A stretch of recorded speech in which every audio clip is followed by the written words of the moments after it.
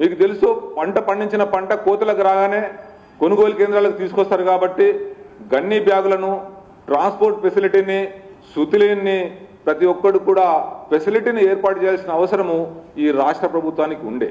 కానీ ఆ రాష్ట్ర ప్రభుత్వం పూర్తిగా ఈ గన్ని బ్యాగులు సమకూర్చడంలో కానీ ట్రాన్స్పోర్ట్ను సమకూర్చడంలో కానీ పూర్తిగా విఫలమైంది కాబట్టి ఈరోజు రైతులు నానా అవస్థలు పడడం జరుగుతున్నది.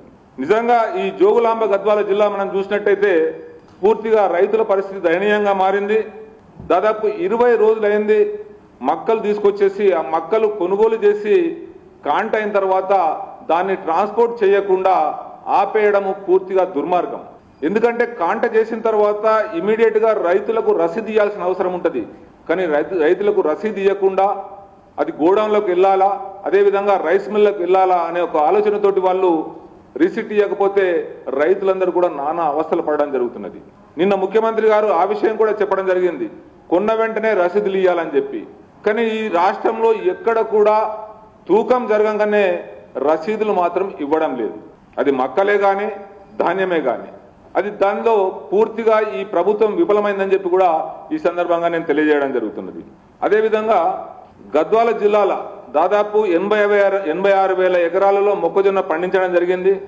కొనుగోలు మాత్రం మొత్తం నడకన జరుగుతున్నది. మార్కెట్ యార్డులతో పూర్తిగా సంచులు మక్కలు నిండిపోయి ఉన్నాయి. కానీ దాన్ని పట్టించుకునే నాదులే లేడు. ఈరోజు రైతులంటే ఈ ప్రభుత్వానికి ప్రేమ లేదు అనటానికి ఇదే నిదర్శనం అని చెప్పి నేను చెప్పడం జరుగుతున్నది. అదేవిధంగా వరి కొనుగోలు అయితే పూర్తిగా దారుణంగా తయారైంది. 1,00,000 మెట్రిక్ టన్నులు కొంటాము, ఆఖరి గింజ వరకు కొంటామని చెప్పిన ప్రభుత్వము ఈరోజు నామమాత్రంగా కొనడం ఏంటంటే పూర్తిగా రైతుల మీద పూర్తిగా ప్రేమ లేకుండా, ఎందుకంటే ఒక చిత్తశుద్ధి అనేది లేదు. క్యాజువల్ గా ఏదో నడిపిస్తున్నామనే ధోరణిలోనే ఈ రాష్ట్ర ప్రభుత్వం నడిపిస్తుంది తప్ప ఈరోజు ఒక చిత్తశుద్ధి ఉండి అక్కడికి సంబంధించిన కలెక్టర్ కానీ ఆఫీసర్లు కానీ సివిల్ సప్లై ఆఫీసర్లు కానీ సివిల్ సప్లై మంత్రి కానీ ముఖ్యమంత్రి కానీ మంత్రులు కానీ ఎమ్మెల్యేలు కానీ గ్రౌండ్ లెవెల్లో వెళ్లకుండా ఆఫీసర్ల మీదనే నమ్మేసేసి పూర్తిగా ఈ విధంగా చేస్తే రైతులందరూ కూడా చాలా ఇబ్బంది పడుతున్నారు. ప్రతి కొనుగోలు కేంద్రంలో పూర్తి స్థాయిలో ఇబ్బందే జరుగుతున్నది.